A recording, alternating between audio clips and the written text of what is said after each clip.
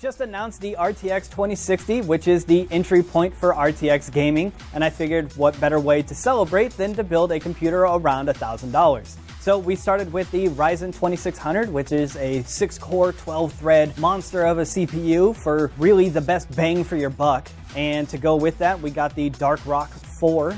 And then underneath all of that, we have the MSI Tomahawk B450. I've had some really good experiences with MSI boards, so I figured this would be a fantastic choice for that. I got a 16 gig kit of Corsair Vengeance RGB RAM at 3000 megahertz. I wanted RGB RAM, but I didn't want the ones that have the giant RGB strips, and I figured this kit would be the perfect balance between aesthetics and performance. For storage, I went with a 500 gigabyte 970 EVO, which is an NVMe drive, so after you install the 10 games that you can fit on it, they will load super quick. And powering it all is the EVGA 550 G3 power supply, and it's all going inside the Lian Li LandCool 1. It's a case that I haven't built in yet, but it has a unique look, and it's not too expensive. This is all going to set you back around $1,100, but if you want to cut a couple of corners, you can go down on the case a little bit, the RAM, and even the CPU cooler, because the Wraith cooler that comes with these new Ryzen chips is actually pretty good. So there's all the parts, let's get to building.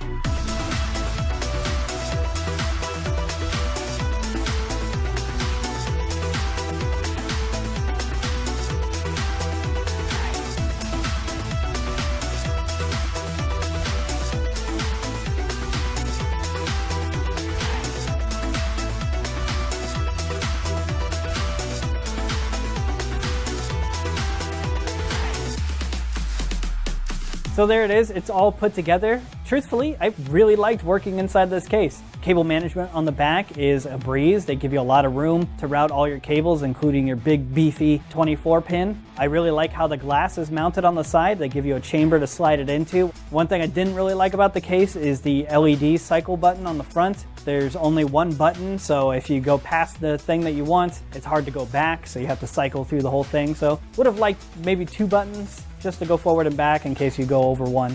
One thing that I really liked about this whole build is this screwdriver. Be Quiet actually includes this very long neck magnetic screwdriver with their CPU cooler, and it made a lot of things a lot easier. So this is going to be a screwdriver that I now have in my kit. Anyways, it looks great. Let's go see how well it performs. As usual, we'll start with a 3D Mark TimeSpy benchmark, which we scored a 7369.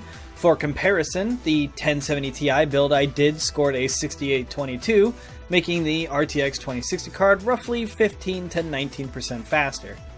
And 3D Mark's ray tracing benchmark, Port Royal, is finally out, and we scored a 3632 there.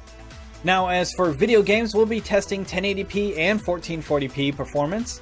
In Assassin's Creed Odyssey at 1080p and on high graphics settings, we got about 72 frames per second, and bringing it up to 1440p still on high settings, we got 60 FPS. Shadow of the Tomb Raider at 1080p on high settings, we hit 89 frames per second, and at 1440p also on high settings, we hit 70 frames per second.